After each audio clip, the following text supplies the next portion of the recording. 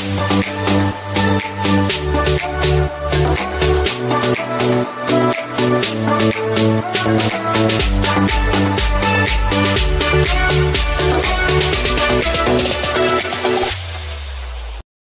morning, and good morning, guys. Welcome to another fabulous episode of Exit Strategies Radio Show. Hey, I'm your host, Corwin J. Millett, broker and owner of Exit Realty Low Country Group in beautiful North Charleston, South Carolina. Guys, hey, if this is your first time listening to this show, you are most certainly in for a treat because our mission here is very simple, very, very simple. That is to empower our community through financial literacy and real estate education. So guys, look, we are set to have an awesome time today. As you guys may have kind of picked up, we have been bringing more and more of a word to you about real estate investing. You know, there's always questions, always a thought about how it works and what it is. We want you to understand first and foremost, there is no one size fits all. That's number one. Number two, most people believe or perceive how real estate investing works or the advantages and all this other stuff that goes along with it. They may not have it the way that it actually is. So today we have with us none other than Tom Dunkel with Belrose Storage Group. Tom, how are you doing today? Hey, Corwin, I'm doing fantastic. I love your energy, man. I can feel it from here. Well, awesome. I greatly appreciate that. You know, we tell people we got a word from, so we're going to bring it in good spirit, in very good spirit. So Tom, if you don't mind, we were talking behind the scenes a little bit about what it is that you do, but if you don't mind, tell our listeners a smidgen about yourself, like where are you from, what got you to real estate in general, and specifically what got you to real estate investing? Yeah, sure. Well, I'm coming to you from Wayne, Pennsylvania, which is outside Philadelphia, home of the 6-0 Philadelphia Eagles and the Fightin' Phils, who just took down the Atlanta Braves. And they're headed to the NLCS against the Padres. So yeah, we're pumped up here in the Philadelphia area, not only about sports, but we love working with our real estate investors. We love to share with them what we're seeing out there in the marketplace. But my story real quick, Corwin, is I was a corporate America guy for a number of years. I was out there doing mergers and acquisitions and corporate finance stuff. I'm a finance nerd by training, the Excel spreadsheets and all that. Mm-hmm. But I had a great foundation in that kind of underwriting and building those projections and those models and doing that kind of due diligence, which has served me well since I left corporate America in 2006. All of a sudden, time's flying. It's almost 17 years ago. I've been in and around, different things within real estate. So like a lot of folks, I started out as a wholesaler and a fix and flipper, had some residential rental properties. And so I think it's a great place to start.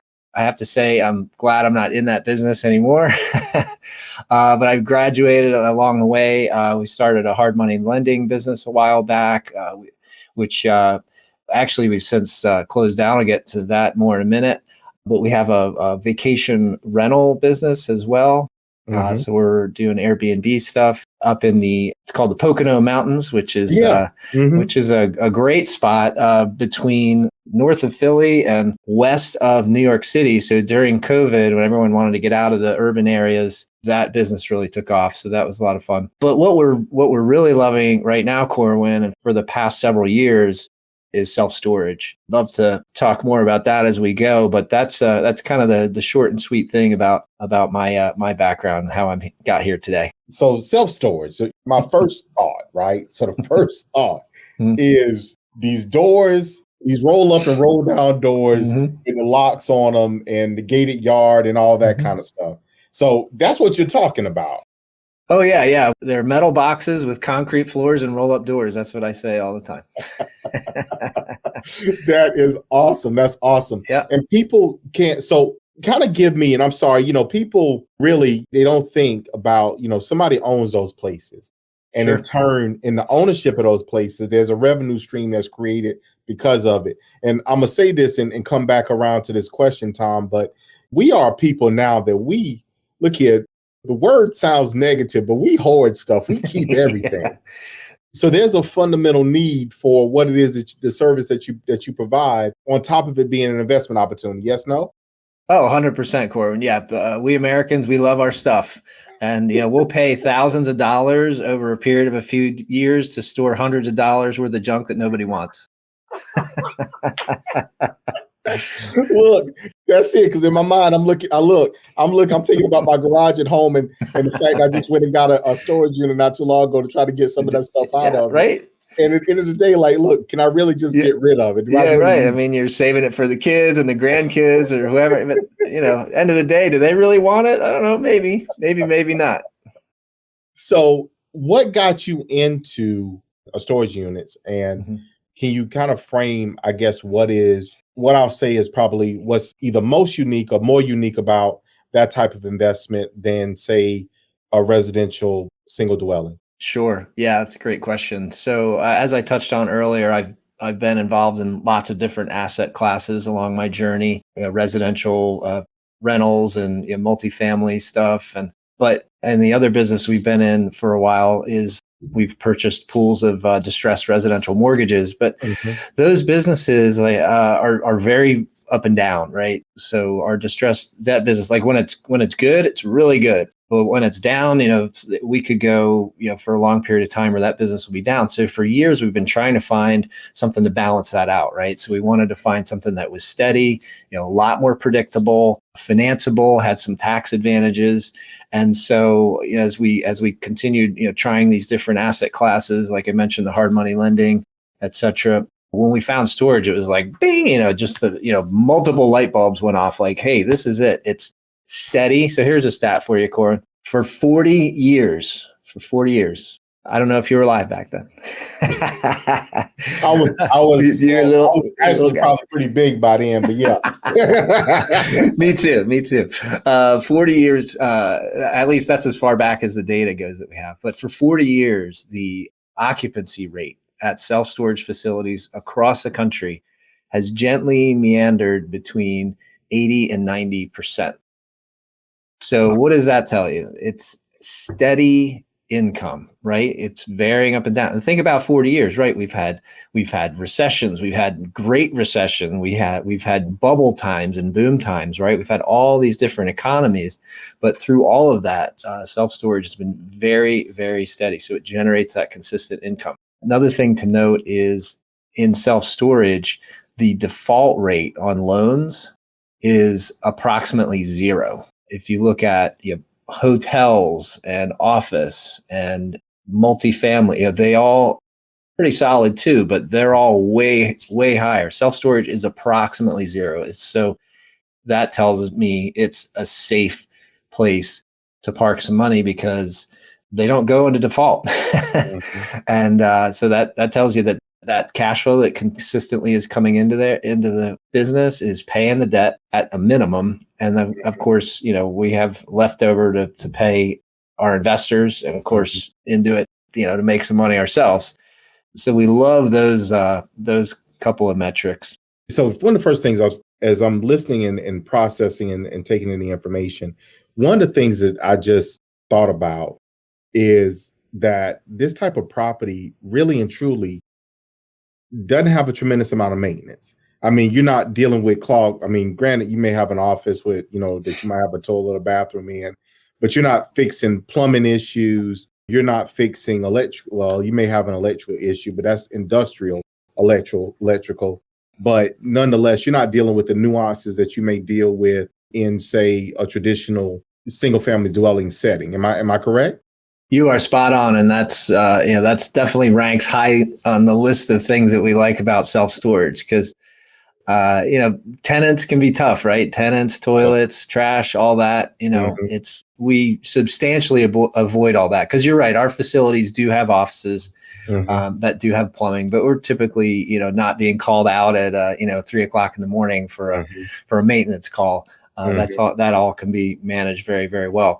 And like we touched on a few minutes ago, it's metal boxes with concrete floors and roll up doors. There's not a lot that can go wrong there. Of course, we have doors that need to be repaired, or Mhm. someone might be moving in and they'll back their U-Haul into a Mhm. door or the side of the building. Something like that can happen. But you're spot on. For the most part, the maintenance is very, very reasonable. And not only that, the capital expenditures, right? So because I do invest in multifamily as well as a passive investor. But those deals always have a pretty healthy capital expenditure budget because they want to go in, they want to spruce up the place, they want to swap out, the Formica for granite, they want to upgrade the lighting package, they want to do the window treatments and paint and those kinds of things. We don't have that in storage. Our capital expenditures are typically around making sure that the fence and the gate are secure, adding security cameras so that our customers feel like, their goods are secure. And then we do some spruce up things to give it the curb appeal, so we'll clean things up, make sure that, trash is picked up, but, substantially you're spot on. Yeah. It's very, very low maintenance kind of property. So let me ask you this. So let's get, I guess, a little bit further over on the investing side of it. For operations, that makes perfect sense. So people look to this type of investment. My assumption is, and correct me if I'm wrong, Tom, but my assumption is you put together probably a lot of what we refer to what it is, but for our listeners, guys, we refer to this as joint ventures. So you probably assemble a number of investors together to purchase, basically go in as partners or in a partnership on some of the units that you guys purchase, correct? That's exactly right. Yeah, we put, we call it a syndication. That's the fancy term for it. So we put a syndication, which is basically a group of investors together, and we carve out a piece for ourselves for finding the deal, doing the due diligence. A lot of times me and my partners will sign for the debt for the property. And then we'll, of course, take on responsibility for the day-to-day operations. And so we'll get a kind of a larger chunk for that. But yeah, we're bringing in passive investors that are looking for investment in secure, real estate, right? A hard asset. It's not going to zero. That's generating cash flow. And it also provides tax advantages. Of course, folks who are interested in real estate love the tax advantages, which is writing off that depreciation against your income. So I love when at the end of the year, when I get my K-1, my tax statement for being a partner in a real estate deal, at the top, I've got my income that I'm going to be taxed on. And sometimes that number can be really low or even negative because of the depreciation. But in the lower down on that K-1, there's the distribution box. And that box is always a lot higher than the income box. So I'm getting cash, right? I'm getting cash in my pocket, but I'm paying taxes on a much lower number. So I love that. Yeah. And that's one of the things, for you, our listeners, guys, there's, again, a number of different ways, quote unquote, to, invest in real estate. And it's important that you understand that there's, again, no one size fits all. There's different property and product types and different types of ways to do it. So as Tom is talking about, as we're talking about now on the show, we're talking about syndication. You put together a syndicate. Don't that sound like something gangster about to happen? That's right. That's right. In a good way. In a good way. So, you put together a syndicate and you make these acquisitions. So, Tom, for someone, matter of fact, let me not get too far gone because I want to make sure we get this in. For our listeners, guys, Tom got something extra special for you. So, Tom, look, I'm not going to steal your thunder. What is it? What is it that you have for our listeners here today that they can take advantage of? Sure. Thank you, Corey. Yeah, so I'd love for folks to go to our website, belrosestoragegroup.com. We have a free resource there. You don't have to give your name, phone number, email, anything. It's just for free on our homepage there because we want to be able to give back to the investor community. What it is, it's an ebook called it's called the Safe Investing Checklist, and it's a resource that I've developed over time by being an investor myself. The lessons I've learned, the mistakes I've made, but the good decisions I've made, the good things that have happened. But I know people out there might be struggling, maybe they don't have time to go and find their own real estate deal, or they don't have time to go to the mastermind groups like that we belong to learn about self-storage, et cetera, et cetera. But they have some money, they want to put it to work in real estate. So this is a checklist of questions basically to ask Corwin. And it's called the SAFE method because SAFE is an acronym. S stands for sponsor, which is gives you a series of questions to ask about the sponsor. So for us, you're going to ask questions about, Belrose Storage Group. What is your background? What's your track record? Tell me about your team. How do these deals work? What do I need to know about you? Those kinds of things. And ultimately, Corwin, the question is, can I sleep well at night as an investor, knowing that Belrose Storage Group has my hard-earned money? So that's a key. That's really, at the end of the day, the key question. A is for asset. What is the asset that you're investing in? If you do a deal with us, if you participate with us, you're buying membership interests in an LLC that owns a self-storage facility. And then you get your pro rata, your share of those benefits. I'd love somebody who's investing in like cryptocurrencies. Tell me, what is the asset you're investing in? I'd love to know. But we'll leave that for another episode. F is for financials. So what are the financial projections? Are they realistic? Has this sponsor delivered on those kind of financial results in the past? And not only that, but for you personally as an investor, what percentage of your investable cash does this represent? And are you comfortable with that? Because you don't want to put all your eggs in one basket, right? And then E is for exit. How do you get out of this thing, right? It's not like you can go to schwab.com and click and sell your position in a Belrose Storage Group deal. So you need to be comfortable having your capital tied up for a certain period of time. And not only that, you need to be comfortable with what is the actual exit. Does the property need to sell for you to get your money back? Does the property need to be refinanced? What is that event that's going to create that cash that's going to then be sent back to you?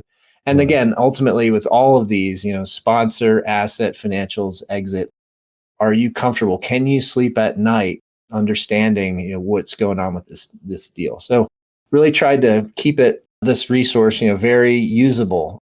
I would love for people to use it as a workbook as they're looking at a deal that comes across their desk. They can use it as a checklist and go down and say, yep, I talked to the sponsor about this. I know what the asset is. I know what the financials is. I know what the exit strategy is, and just go through all those questions. So it's at belrosestorategroup.com, and just scroll down to the bottom of the first page. So, for our listeners, guys, Tom, while you were talking, I went to the website. I downloaded it just that quick. Okay, good. Because so guys, look, we want to go get this resource. Everybody doesn't have, quote unquote, a gift to give. We're supposed to enter in with gifts. So, Tom has brought a gift. He come on Exit Strategies, guys, and brought y'all a gift. So y'all please make sure that y'all go and download it and use it so you can get some understanding outside of. This is something. So, Tom had conversations for a while about, bringing people together to do similar model, not necessarily with self-storage. Didn't even think about that. So let me ask you this broad question for our listeners. Do you coach people on this process? Obviously, you're going to educate them if they're investing with you, but if they're investing with you or not, or do you coach people on how to form syndicates and put deals and things together? Sure. Yeah, Corbin. I don't have like a coach. I'm not a coach. I don't have a coaching program per se, but sure. I love talking to people about what we do and investing and the lessons I've learned along the way, the stupid things I've done and the smart things I've done, because I've done a little of both. But yeah, I'm happy to, if anyone wants to reach out through our website, I think there's a contact form there. I'm happy to spend some time just going over whatever questions they might have, look at a deal, just help give a little guidance. Because as I get a little older and a little grayer there, Corwin, I am looking at more and more, how can I give back, right? And so I think one of the ways I'd love to give back is to be that resource, be that mentor, be that teacher, maybe not an official coach, but just somebody that can just help guide others along. And I'd love to help anybody out there reach their wealth goals, whether it's through me and Belrose Storage Group or just on their own. Cool. Well, look, we really appreciate that. So, Tom, before we get too far gone in the show, I want to make sure I take an opportunity of liberty now to make sure people get your contact information. So, we've already said Belrose Storage Group. So y'all can go there. But Tom, is there any other information, phone number or social media handle that you love to share with our listeners? Yeah, sure. My email is tom@belroseam.com. That's short for Belrose Asset Management, which is our umbrella company. So happy to, field emails there. We have other podcast episodes on our Facebook page, which is, if you go to Facebook and search for Belrose Storage Group, you can see all of our podcast episodes there.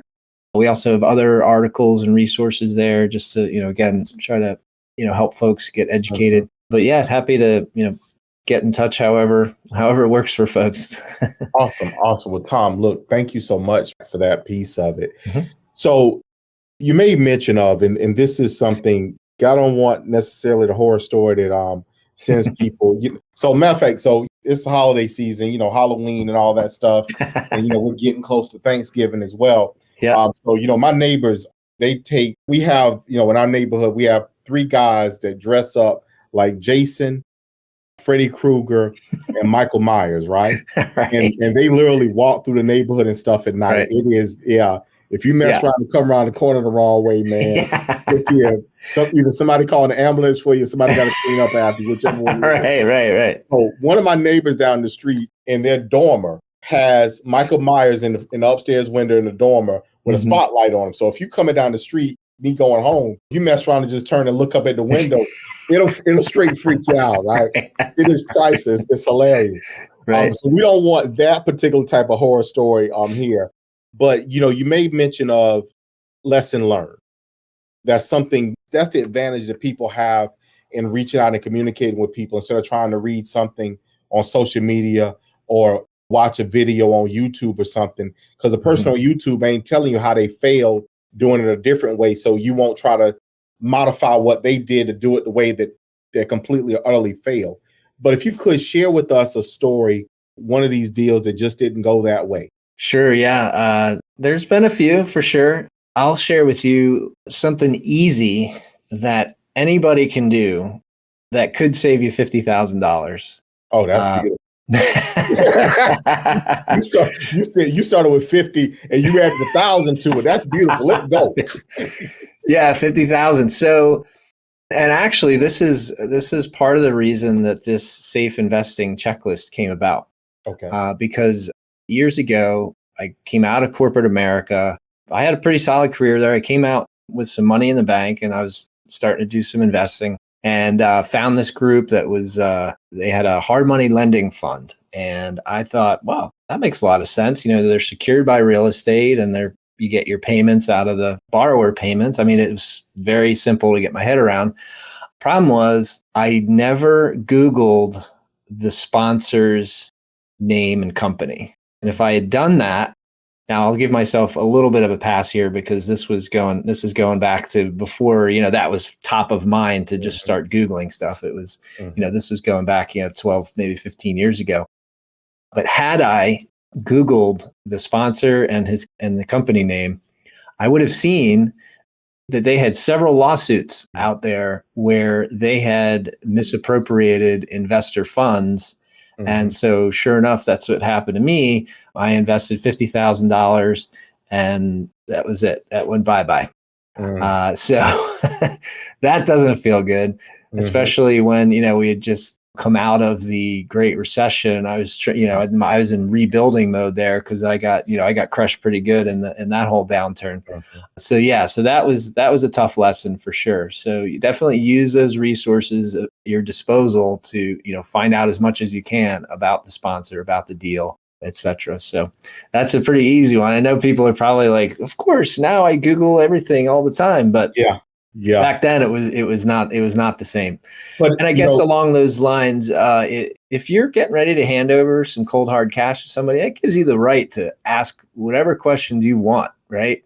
So you don't be shy, just ask away. It's funny you should say that because I have this saying as it relates in the real estate space in the industry. I pay membership dues and pay all these fees and all this stuff. And I tell them, I said, my money and my mouth go together. So, if I get my money, then my mouth coming too. So, when Right. I like it. I yeah, love it. I'm going to yeah, use that. I'm going to steal yeah. that. Please do. It is my gift to you. Yeah, thank you. Thank you. Yeah, yeah. But one of the things though, Tom, is just that, guys. So for our listeners, guys, as we work to wrap up the show, we want you to make sure that an investment opportunity, guys, is not child's play, and it's not necessarily something that is always going to make perfect sense. But you need to make sure that you have an understanding not only what the project or an opportunity is, but you need to also understand the risk. Because see, sometimes we stop with a basic understanding of the project and understanding of the opportunity. We look at how much money we can make, but we don't understand how much money we can lose. For our listeners, guys, you have to make sure that you tie in that third piece of understanding also the risk. Anytime you're investing in anything, real estate or anything else, there is a risk of loss. That's why it's an investment. Putting money in the bank is safe. Going to your acronym, it's safe. The government is going to insure it up to a certain dollar amount. And when you reach that dollar amount, you put it in another bank. And it's still going to insure it. So, Right. but outside of that, the fundamentals, guys, make sure you understand the risk, because there's no such thing as a sure thing as relates to real estate investing. Tom, again, your contact information, how can people reach you? Sure. Well, there's a contact form on our website, bellrosestorageGroup.com, or you can email me directly at tom@bellroseam.com. That's short for Bellrose Asset Management. And yeah, love to hear from you. Awesome.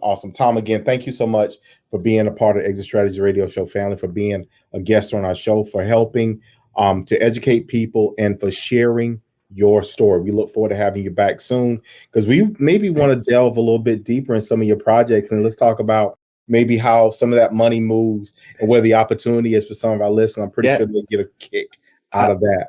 I'd love to come down and maybe talk about it over some low country boil. What do you think about that? Look here, my man, I'm in. Hold on. You see this belly right here? I'm in, man. Look here, let's do it. Let's make sure we get that set up. It sounds great. Everybody, our listeners, guys, please, thank you so much for tuning in today. Thank you again for listening to this show. Thank you for being, a part of, quote unquote, our family, and allowing me to be a part of yours.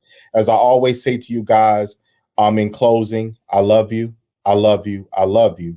And we're going to see you guys out there in them streets.